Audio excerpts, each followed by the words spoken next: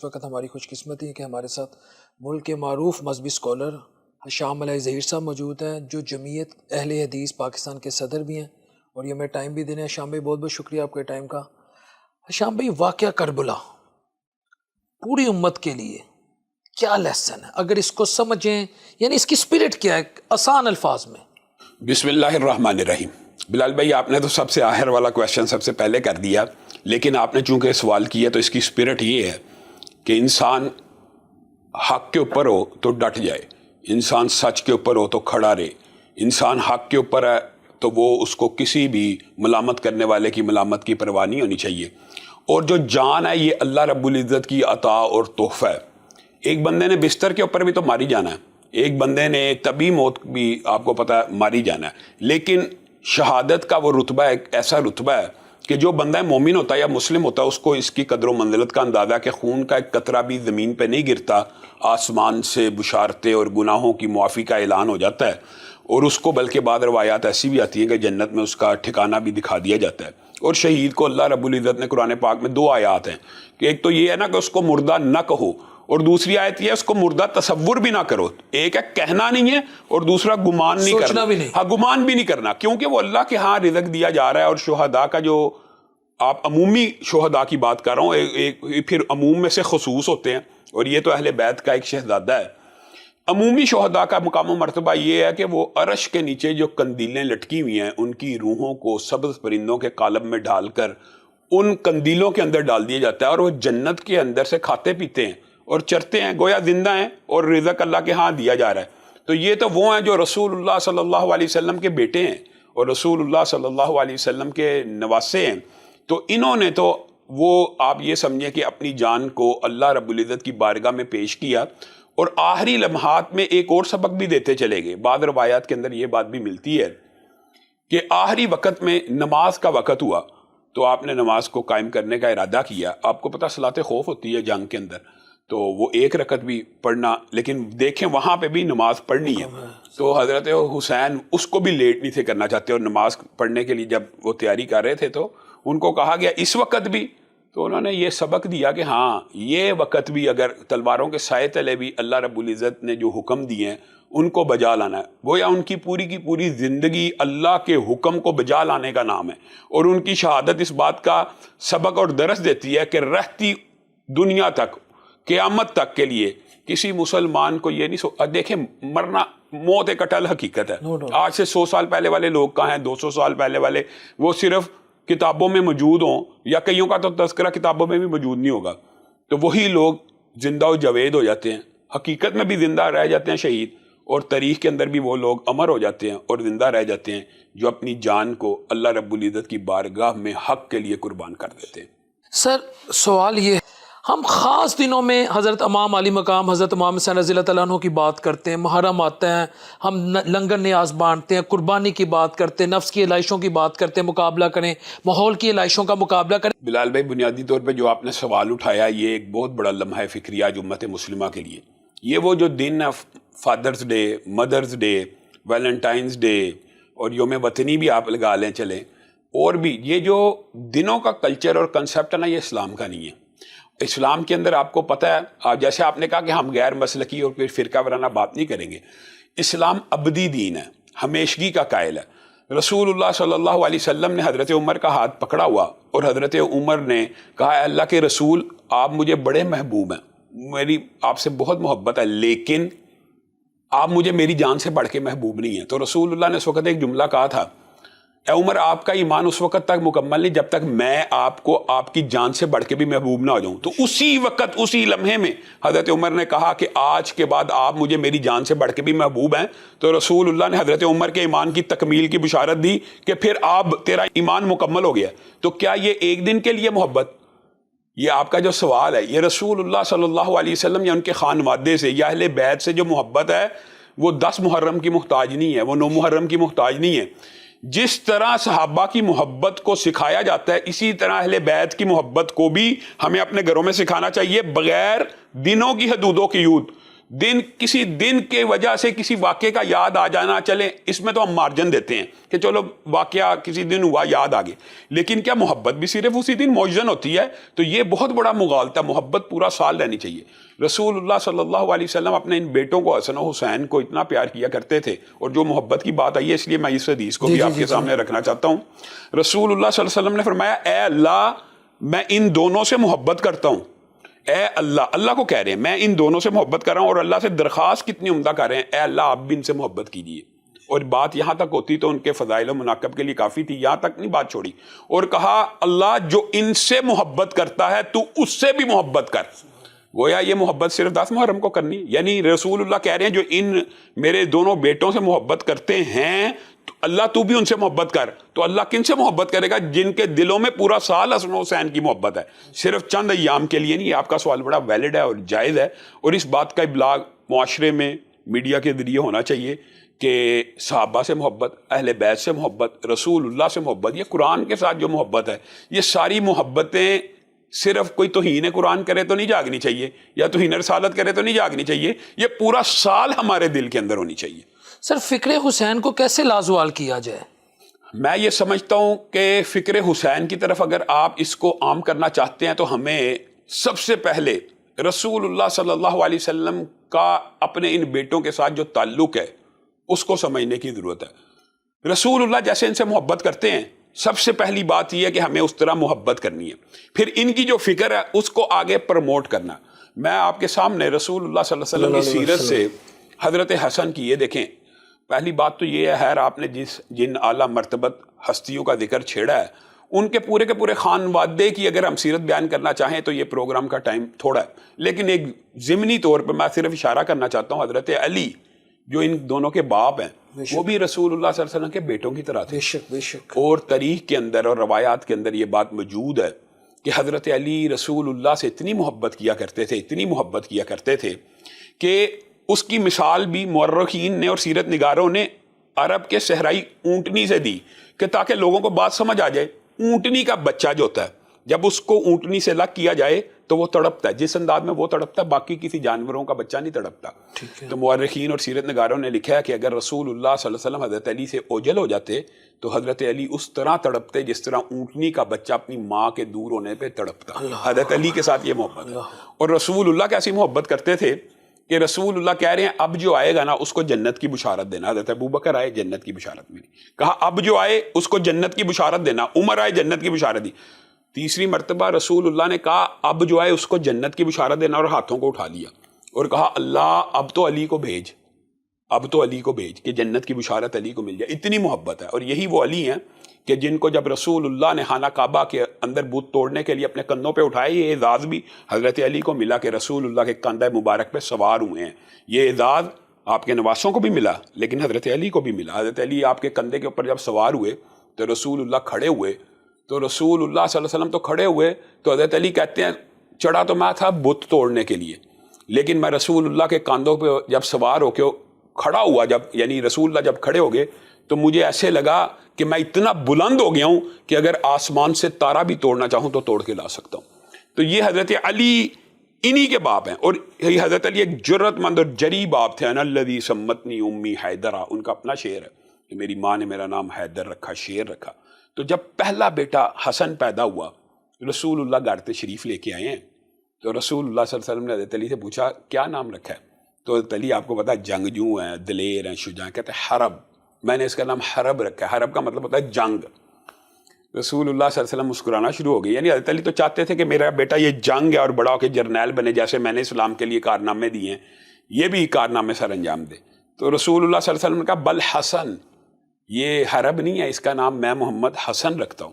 پھر 1 سال نہیں گزرا, 11 ماہ تقریباً گزرے تو دوسرا بیٹا ہوا. پھر رسول اللہ گھر آ رہے ہیں تو حضرت علی سے پوچھتے آپ کیا نام رکھا ہے؟ کہا حرب, اب بھی جنگ ہی رکھا ہے. تو حضرت رسول اللہ مسکرانا شروع ہو گئے, کہا بل حسین, میں اس کا نام حسین رکھتا ہوں. پھر تیسرا بیٹا بھی ہوا, اس کا نام رسول اللہ نے محسن رکھا. اور یہ بھی کہہ دیا, بعض روایات کے اندر یہ بھی الفاظ ہیں کہ جس طرح موسیٰ نے ہارون کے بیٹوں کے نام شبر, شبیر اور مشبر رکھے تھے, اسی طرح میں حسن, حسین اور محسن رکھتا ہوں. اور یہی وہ بچے ہیں کہ جن کی آپ دیکھیں اصل میں تربیت اور فکر حسین تو یہاں سے سٹارٹ ہو جاتی ہے نا کہ ان کے منہ میں پہلی خوراک رسول اللہ کا لعاب ہے, گڑتی رسول اللہ صلی اللہ علیہ وسلم کی ہے, پیار اور محبت رسول اللہ صلی اللہ علیہ وسلم کا ہے. اور رسول اللہ صلی اللہ علیہ وسلم ان سے اتنی محبت کیا کرتے تھے بلال بھائی کہ آپ حیران رہ جائیں کہ ایک مرتبہ صحابہ کہتے ہیں رسول اللہ نے اتنا لمبا سجدہ کیا کہ ہمیں وہم ہونا شروع ہو گیا کہ کیا کوئی معاملہ تو نہیں ہو گیا. تو ایک صحابی نے سر اٹھا کے دیکھ ہی لیا, تو کہا میں دیکھتا ہوں کہ آپ کے نواسے آپ کے کندھوں کے اوپر چڑھے ہوئے ہیں اور رسول اللہ اس بات کو گوارا نہیں کر رہے کہ میں سر اٹھاؤں اور میرا بچہ کھیلنا بند کر دے. تو میں یہ سمجھتا ہوں سب سے پہلی جو ہے فکر وہ یہ ہے کہ مجھے اور آپ کو اور پوری امت مسلمہ کو اہل بیت سے, ان نواسوں سے, بالخصوص ان نواسوں سے ویسی محبت ہونی چاہیے جیسے رسول اللہ صلی اللہ علیہ وسلم کیا کرتے تھے. اور محبت کا ایک انداز بلال بھائی ہوتا ہے گلے لگانا, ایک انداز ہوتا ہے چومنا, بوسہ دینا, زور سے سینے کے ساتھ لگا لینا. لیکن رسول اللہ صلی اللہ علیہ وسلم ان نواسوں سے ایسی محبت کیا کرتے تھے کہ صحیح حدیث کے الفاظ ہیں رسول اللہ ان کو سونگا کرتے تھے. یعنی آپ بتائیں, ایک ہوتا ہے چومنا, ایک ہوتا ہے گلے لگانا, ایک ہوتا ہے سونگنا. سونگنے کا جو انداز ہے نا وہ محبت میں سب سے اوپر والے درجے کا ہے. اور یہ رسول اللہ صلی اللہ علیہ وسلم نے فرمایا کہ یہ دنیا میں میرے دو جنت کے پھول ہیں. تو ان کی خوشبو گویا رسول اللہ صلی اللہ علیہ وسلم محسوس کیا کرتے تھے. اور اگر ہم شان و مناقب اور سیرت کی طرف جائیں تو ہمارے لیے ان شہزادوں کی سیرت مشعل راہ ہے. جی ہشام بھائی, سیرت پہ اگر ہم ان کی بات کریں تو کچھ ایسے واقعات سنیں حضرت امام حسین رضی اللہ تعالیٰ عنہ کے, جو ہماری اس وقت یوتھ ہے, جو پاکستان کا تقریباً 60% چنک ہے, ان کے لیے وہ مشعل راہ ہو. میں آپ کو ایک بات بتاتا ہوں بلال بھائی, کچھ سیرت کے ایسے پہلو ہیں جن کو معاشرے سے اوجھل رکھا گیا ہوا ہے ان شہزادوں کی. ایک تو رسول اللہ صلی اللہ علیہ وسلم ایک مرتبہ خطبہ دے رہے ہیں, اور آپ یہ دیکھیں یہ امت کے لیے بڑی دردناک واقعہ ہے, اور امت کو اس واقعے سے بھی عبرت پکڑنی چاہیے, پوری امت کے لیے مشعل راہ ہے. خطبہ جمعہ کے اندر آپ کو پتہ ہے نمازی کو حرکت بھی نہیں کرنی چاہیے. جمعے کا خطبہ اور احادیث آپ نے سنی ہے کہ صف کا تنکا بھی نہ توڑے. خود رسول اللہ جمعہ پڑھا رہے ہیں, حسن و حسین آ رہے ہیں تو لڑکھڑا آ گئے, تو رسول اللہ خطبہ چھوڑ کے ممبر سے نیچے اترے اور پکڑ لیا اور کہا مال اور اولاد فتنہ ہے. رسول اللہ نے تو آیت پڑھی لیکن لوگوں کو سمجھانے کے لیے. اب جو رسول اور پیغمبر اپنے ان بیٹوں کو لڑکھڑاتے ہوئے دیکھ نہیں سکتا, اور اگر وہ لڑکھڑا جائیں خطبہ چھوڑ کے نیچے اتر آئیں, ان بچوں کی گردنوں کے اوپر تلواروں کو چلا دیا جائے. رسول اللہ جن گردنوں کو چوما کرتے تھے اس کے اوپر تلوار کو چلا دیا جائے. رسول اللہ جن رخساروں کو بوسہ دیا کرتے تھے ان کے اوپر تیروں کو چلایا جائے. تو یہ تو بہت بڑا لمحہ فکریہ اور امت کے لیے ایک سبق ہے کہ یہ جو ظلم ہوا یہ قطعاً کسی صورت بھی روا نہیں ہے. اب یہ دیکھیں کہ رسول اللہ صلی اللہ علیہ وسلم, آپ نے کہا سیرت کے جو بعض پہلو ہیں, اب یہ تو حضرت حسن و حسین کی سیرت کا یہ ہے کہ رسول اللہ خود اترے, لیکن ایک پہلو ہمیں حضرت حسن کی سیرت کا بھی یاد رکھنا چاہیے. رسول اللہ نے 3 مختلف مقامات کے اوپر 3 احادیث ہیں جن کا مفہوم آپ کے سامنے رکھتا ہوں. حضرت حسن کو جب بھی دیکھا تو کیا کہا, یہ میرا بیٹا سردار ہے, یہ میرا بیٹا سردار ہے. حضرت حسن کے بارے میں صحابہ پوچھنا چاہتے تھے کہ کس وجہ سے, تو رسول اللہ صلی اللہ علیہ وسلم نے ازہد بتا دیا, اس لیے کہ یہ ان قریب مسلمانوں کی 2 عظیم جماعتوں میں صلح کروا دے گا. ان جماعتوں کو رسول اللہ صلی اللہ علیہ وسلم نے عظیم بھی کہا, مسلمان بھی کہا, اور اس بیٹے کو سرداری دنیا میں یہ لفظ کے ساتھ کہ میرا یہ بیٹا سردار ہے اس لیے دی کہ یہ مسلمانوں کی 2 عظیم جماعتوں میں صلح کروا دے گا. اور حضرت حسن نے اپنے نانا کی اس پیشین گوئی کو ایسا پورا کیا کہ آپ سے پوچھا جاتا تھا, انہوں نے کہا میرے ساتھ دلیر بھی تھے, میرے ساتھ جرنیل بھی تھے, میرے ساتھ شجاع بھی تھے, میرے ساتھ لڑنے والے بھی تھے, اور اگر اس دن میں لڑ پڑتا تو خون کی نہریں بہہ جاتی, لیکن میں نے امت مسلمہ کے افراد کا خون بہانا مناسب نہیں سمجھا. اس دن انہوں نے حضرت امیر معاویہ سے صلح کر لی اور امت ایک خلیفہ کے اوپر متفق ہو گئی. تو اس سیرت اور کردار کو بھی تو دیکھنا چاہیے, قربانی دونوں نے دی ہے. حضرت حسن کی قربانی کو بھی بالکل اگنور نہیں کرنا چاہیے. حضرت حسن نے امت کے 2 عظیم گروہوں کے مابین صلح کروا کے امت کو ایک خلیفہ اور ایک حاکم کے اوپر مجتمع کر کے یہ بھی قربانی دی. حضرت حسین نے بھی قربانی دی. آپ حیران رہ جائیں گے کہ حضرت ابو بکر ایک مرتبہ حضرت ابو بکر نے حضرت حسن کو اپنے کندھوں پہ سوار کیا ہوا ہے, اور حضرت علی یہ بھی لوگوں نے باتیں بنائی ہوئی ہیں, یہ ان کا آپس میں اس قدر گہرا تعلق اور پیار اور محبت کا رشتہ ہے. حضرت علی ساتھ ہیں اور حضرت علی کو کہہ رہے ہیں علی یہ آپ کا جو بیٹا ہے نا اس کی شکل آپ سے نہیں ملتی, اس کی شکل آپ کے یعنی سسر سے اور یعنی ان کے نانا سے ملتی ہے، حضرت محمد رسول اللہ صلی اللہ علیہ وسلم سے ملتی ہے. اور جملہ کیا کہہ رہے ہیں یہ دیکھیں، یہ حضرت حسن کی عظمت کے اوپر بھی دلیل ہے، اور حضرت ابو بکر کی اور صحابہ کی اہل بیت سے محبت کے اوپر بھی دلیل ہے. حضرت ابو بکر کہتے ہیں میرا باپ حسن آپ کے اوپر قربان جائے. حسن کو کہہ رہے ہیں جو کندھے پہ سوار ہے، میرا باپ آپ کے اوپر قربان جائے. حسن آپ کی شکل رسول اللہ سے ملتی ہے، علی سے نہیں ملتی. تو بار بار حضرت علی کو چھیڑے ہیں. تو اب باپ تو خوشی ہوتا ہے نا اگر نانا کے ساتھ شکل کس سے مشابہت کہہ رہے ہیں. واہ. اچھا پھر ایک صحابی نے کہہ دیا رستے میں کہ یار حسن تیرے مقدر کا کیا کہنا، تجھے کتنی عمدہ سواری ملی ہے. یعنی سواری سے مراد کہ حضرت ابو بکر تیری سواری ہے. تو حضرت ابو بکر اسی وقت روک کے اس کو کہتے ہیں رک جا، تو یہ دیکھ سوار کتنا عمدہ ہے. لا الہ الا اللہ. اب یہ بتائیں، یہ محبت اور انسیت کے رشتے ہیں کہ آپس میں دشمنی کے رشتے ہیں. اور پھر ایک بات میں ضرور کہنا چاہتا ہوں، یہ جو فضائل اہل بیت ہیں ان کے ساری کی ساری فضیلتیں کنہوں نے بیان کی ہیں؟ آپ ذرا اس بات کو سوچیں. جو اہل بیت کے فضائل بیان کیے ہیں، حضرت حسن کی شان، حضرت حسین کی شان، حضرت فاطمہ کی، کن لوگوں نے بیان کی؟ صحابہ نے کی. اوبیسلی نیچے اب میں یہ بات بڑی ویلڈ ہے، سمجھنے کی ضرورت ہے کہ حضرت فاطمہ کو رسول اللہ نے جو جنت کی عورتوں کا سردار کہا تھا، اس حدیث کی راویہ کون ہے؟ امی عائشہ. اور وہ آپ کو سارا کا سارا واقعہ پتا ہوگا کہ رسول اللہ کے پاس حضرت فاطمہ گئیں تو رونا شروع ہو گئی، پھر کان میں کچھ بات کی، پھر مسکرانا شروع ہو گئی. تو امی عائشہ نے کہا کہ مجھے بتاؤ کیا کہا؟ انہوں نے کہا میں رسول اللہ کا راز نہیں بتاؤں. جب فوت ہو گئے پھر امی عائشہ نے کہا اب تو بتا دو. تو حضرت فاطمہ نے کہا ہاں اب میں بتا دیتی ہوں. جب میں پہلی مرتبہ آپ کے پاس گئی تو آپ نے کہا تھا کہ میں دیکھتا ہوں کہ جبریل ہر سال میرے ساتھ ایک دفعہ قرآن کا دور کرتے ہیں. اس دفعہ انہوں نے 2 مرتبہ کیا تو لگتا ہے میری وفات کا وقت آ چکا ہے. تو میں رونا شروع ہو گئی. تو پھر آپ نے کہا فاطمہ تو اس بات پہ خوش نہیں ہے کہ تو جنت کی عورتوں کی سردار ہے اور سب سے پہلے اہل بیت میں تو مجھ سے آ کے ملے گی جنت میں. اب اس حدیث کی راویہ کون ہے؟ حضرت عائشہ صدیقہ. یہ دشمنی ہے، یعنی جو سیدہ فاطمہ کو جنت کی سردار کی روایات بیان کر رہی ہیں. اور یہ جو حضرت ابو ہریرہ ہیں، آپ کو پتہ ہے حضرت حسین کے ساتھ رسول اللہ کا جو پیار اور محبت کے جتنی 19 روایات ہیں، ان میں سے 19 روایات کے جو راوی ہیں وہ حضرت ابو ہریرہ ہیں. اب مجھے ایک بات بتائیں، اور وہ کیا روایت بیان کر رہے ہیں؟ کہتے ہیں رسول اللہ میرے ساتھ بازار میں نکلے، حضرت حسین کو رسول اللہ نے دیکھ لیا، حسن کو دیکھ لیا.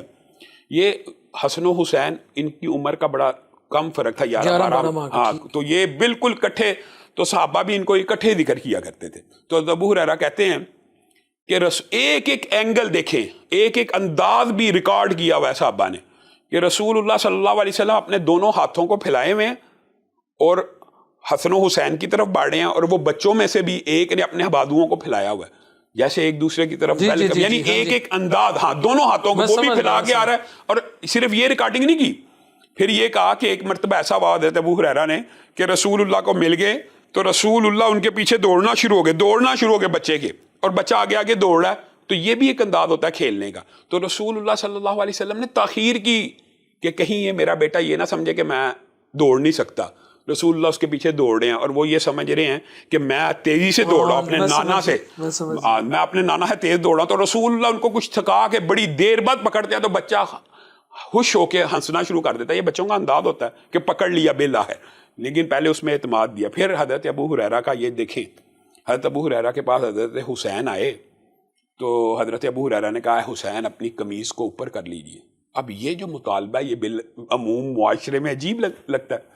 بہرحال حضرت حسین نے اپنی قمیض کو اوپر کیا تو حضرت ابو ہریرہ نے آپ کے پیٹ کے اوپر بوسہ دیا اور ساتھ ایک بات کہی کہ یہ بوسہ میں نے اس لیے دیا ہے کہ میں نے آپ کے بچپن میں رسول اللہ صلی اللہ علیہ وسلم کو یہاں پہ بوسہ دیتے ہوئے دیکھا ہے. اللہ اکبر. اب بات سمجھیں، میں نے اپنے رسول کی سنت کو زندہ کیا ہے.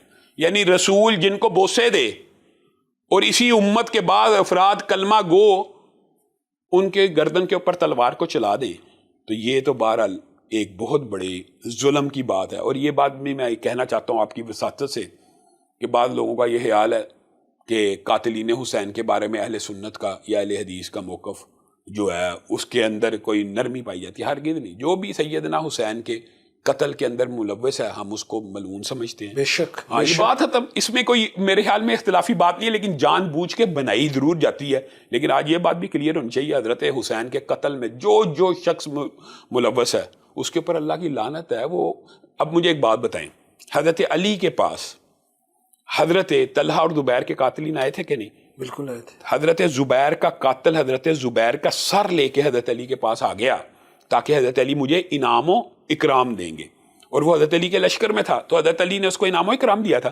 حضرت علی نے اس کو کیا کہا تھا؟ اے زبیر کے قاتل, تجھے جہنم کی بشارت ہو, تجھے جہنم کی بشارت, تجھے جہنم کی بشارت ہو. کیوں؟ کیونکہ میں نے رسول اللہ سے سنا تھا ہر نبی کا ایک حواری ہوتا ہے, اور میرا حواری زبیر ہے.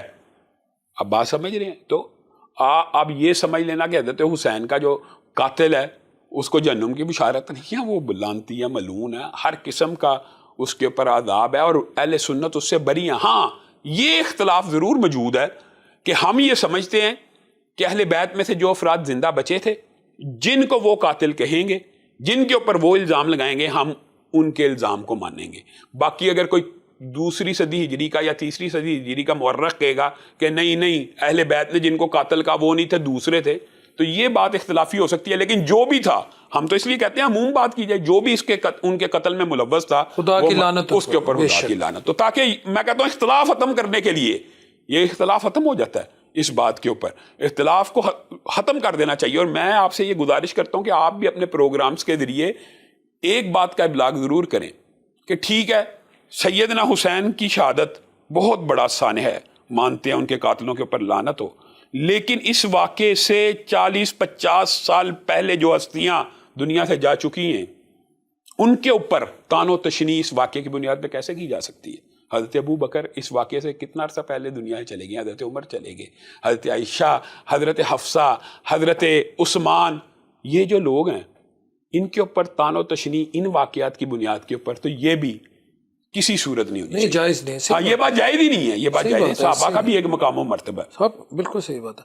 اچھا شام بھائی, آج کے دور میں اگر کوئی شخص حضرت محمد صلی اللہ علیہ تعالیٰ عنہ کی سنت کو فالو کرنا چاہتا ہے, نظام کو, کوئی بھی, میں کسی ایک خاص کی بات نہیں کر رہا کہ یہ نظام, یعنی اگر وہ اس دور میں دجالی نظام کو چیلنج کرنا چاہتا ہے, میں پاکستان میں ہوں, میں دفاتر میں جاتا ہوں مجھے رشوت دینی پڑتی ہے, میں تھانے جاتا ہوں ود ڈیو اپالوجی مجھے رشوت دینی پڑتی ہے, میں کچہریوں میں جاتا ہوں, میں ماؤں بہنوں بیٹیوں کو ذلیل و رسوا ہوتے دیکھتا ہوں, ود ڈیو اپالوجی میں معذرت چاہتا ہوں. یہ سخت الفاظ اس لیے شاید میں لوگوں کے انٹرویوز لے کے نا, میں تو سمجھتا ہوں کہ میں کس سے سپورٹ لوں یا میں کس کو کہوں کہ آؤ یار اس دجالی نظام کے خلاف آواز اٹھائیں.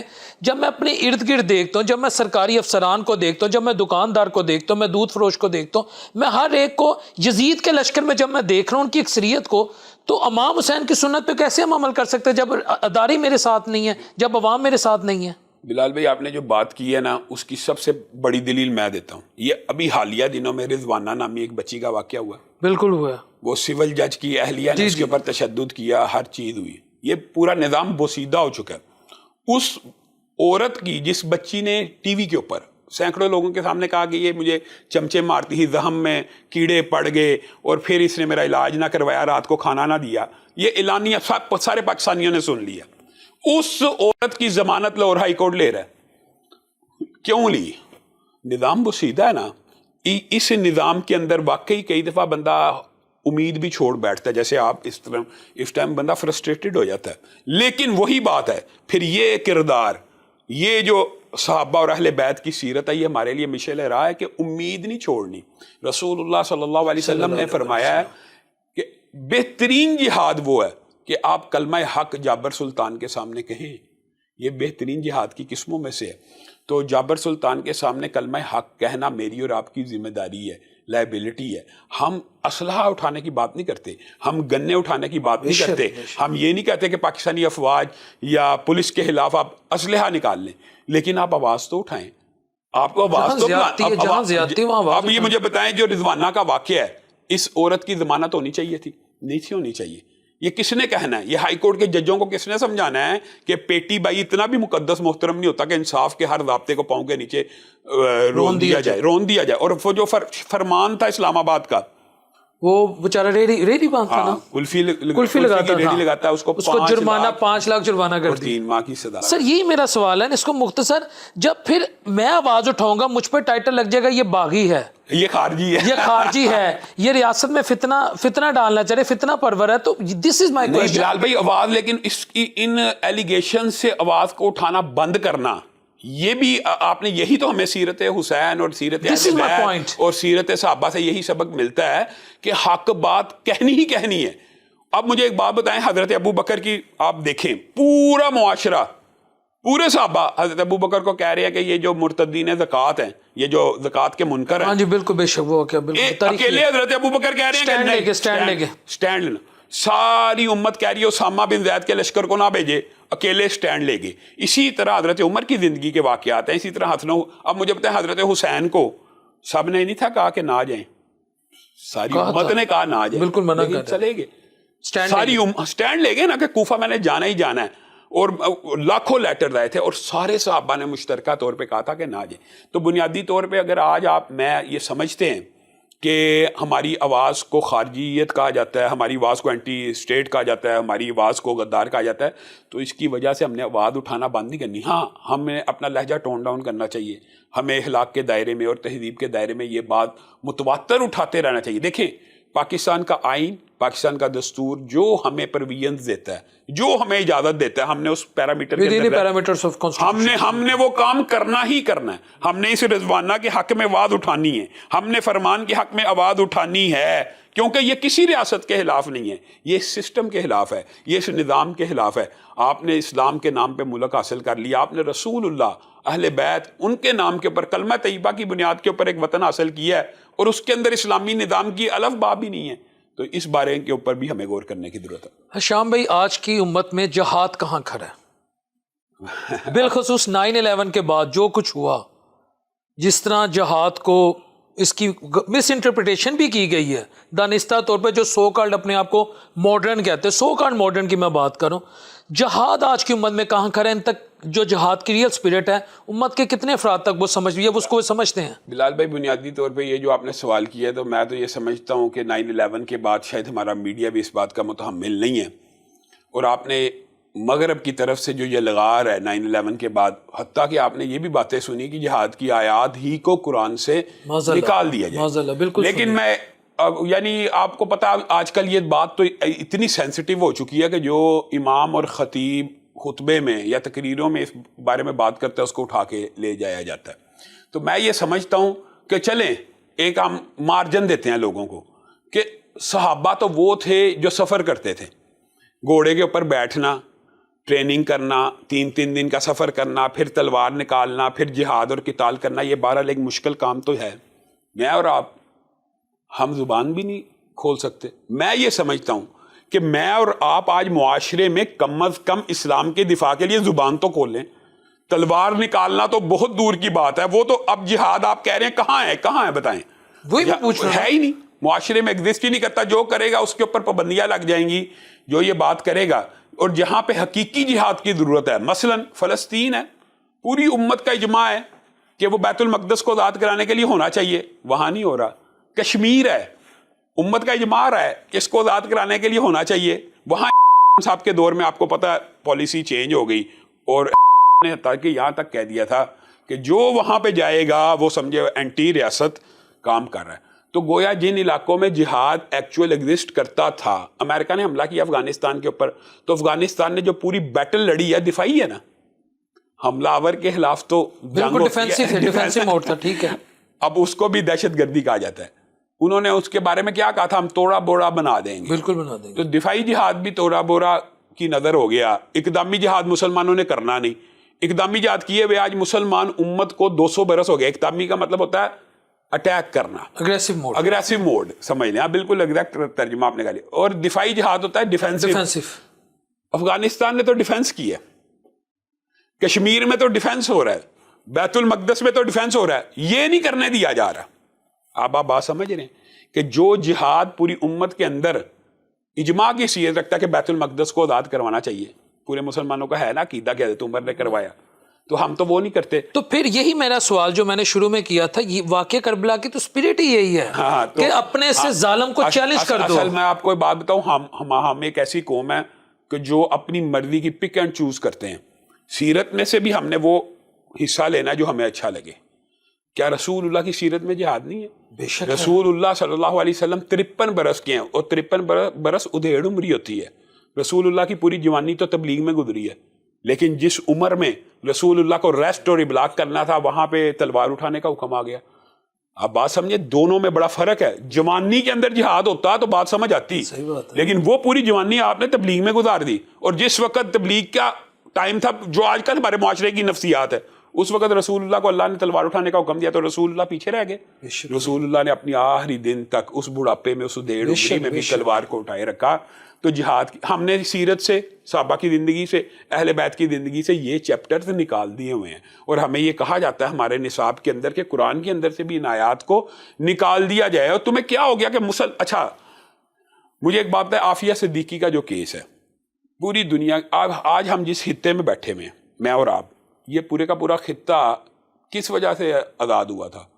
ایک بیٹی کی پکار کے اوپر محمد بن قاسم نے یہاں پہ تو پھر اس کا مطلب ہے ہم تو خود جہاد کے فیض یافتگان میں شامل ہیں, آج بھی اس کا فیض اٹھا رہے ہیں. عافیہ صدیقی کو قید کیا ہوا ہے امریکہ نے, کیا ہماری ذمہ داری نہیں بنتی؟ چلو ہم امریکہ پہ حملہ تو نہیں کر سکتے, تو لیکن کیا زبان سے بھی نہیں بول سکتے؟ بولنا بھی چاہیے. اچھا مجھے ایک بات پتہ ہے, ریمنڈ ڈیوس کو جب آزاد کیا گیا تو کیا اس وقت حکمران نہیں تھے کہہ سکتے کہ اس کے بدلے میں عافیہ دے دو؟ صحیح بات ہے. یہ ایک واقعہ نہیں, متعدد ہیں.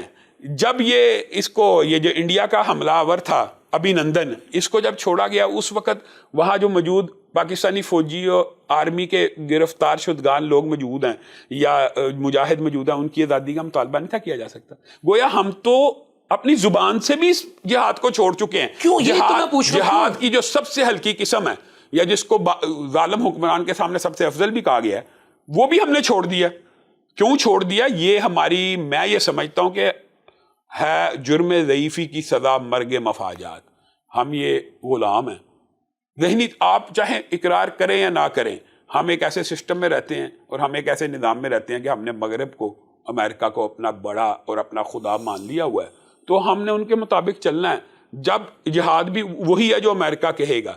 آپ کے سامنے جب رشیا آتا ہے وہ جہاد ہے. آپ رشیا کے دور میں وہ جہاد تھا نا, اور اس جہاد کو امریکہ کی سپورٹ تھی, اور پوری دنیا میں ہیلری کلنٹن کہہ کے گئی ہے. وہ نہیں, اس کو چھوڑے, وہ تو آپ کو پتا ہے امریکہ نے فلمیں بنائی ہیں, اس جہاد کے اوپر مسلمانوں کو گلیمرائز کیا گیا ہے. ایسے ہے. تو پھر وہی اسامہ بن لادن وغیرہ تھے نا, تو وہی جب امریکہ کو نہیں تھا منظور وہ دہشت گرد ہو گئے, وہی مجاہد تھے, وہی دہشت, جو وہ کہیں گے, جو اصل میں یہ ویسے میں بات بتاؤں, مائٹ از رائٹ ہوتا ہے, جس کی لاٹھی اس کی بھینس ہوتی ہے.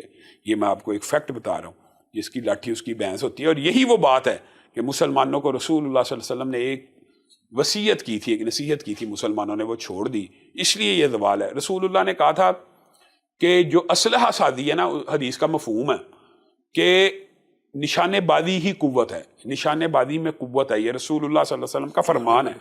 رسول اللہ یہ کہنے ہیں اسلحہ سازی میں جو قوم آگے ہوگی. یہاں پہ علم نہیں ہے, یہ دیکھ لیں, یہ رسول اللہ کی حدیث بڑی اہم ہے. یہاں پہ علم, سائنس, ٹیکنالوجی وغیرہ ایک سائڈ پہ رکھیں, مال معیشت بھی سائڈ پہ رکھیں. رسول اللہ ایک کلیہ دے رہے ہیں, جو قوم اسلحہ سازی میں سب سے زیادہ مضبوط ہوگی وہی سپر پاور ہوگی. یہ آج آپ جائزہ لے لیں, معیشت تو جاپان کی امریکہ سے بہتر ہے, تعلیم تو جاپان کے پاس امریکہ سے زیادہ ہے, لیکن سپر پاور کون ہے؟ کیوں؟ وجہ اسلحہ سازی ہے. تو جس کے پاس, اور اللہ کا شکر ہم یہ ادا کرتے ہیں کہ پاکستان نے کم از کم ایٹم بم بنایا. یہ رسول اللہ صلی اللہ علیہ وسلم کی سنت اور وصیت ہے کہ مسلمانوں کے لیے کہ اسلحہ سازی کے اندر, اور یہ قرآن کی آیات بھی ہیں, اسلحہ سازی, اپنے گھوڑوں کو, اموال جہاد کو اس طرح تیار کرو کہ دشمنوں کے اوپر آپ کا روب پڑے. تو وہ روب اسلحہ سازی کے ذریعے ہوتا ہے, جو مسلمانوں نے اس صنعت کے اندر اپنے آپ کو بہت پیچھے لے گئے. مسلمان ایک آپ بندوق نہ یاد کر سکے, وہ گولیوں کے مقابلے میں تلوار سے جنگ کرنے کے خواہش مند, جنگیں تو اسی لیے ہاری ہیں, آپ کو پتہ. تو یہ مسلمان اگر رسول اللہ کی سیرت کا یہی پہلو اپنا لیں اور اسلحہ سازی میں اپنے آپ کو مضبوط کر لیں, تو شاید امت اپنا وہ جو دور ماضی ہے اس کو لٹا سکے. جی ویئرس, آپ نے حشام صاحب کی اوپینین سنی, بات ختم ہو گئی کہ ہمیں حق کی بات کرنی ہے, کیونکہ یہ میرے نبی کی سنت ہے, یہ خانوادہ رسول کی سنت ہے, اور یہ صحابہ کی سنت.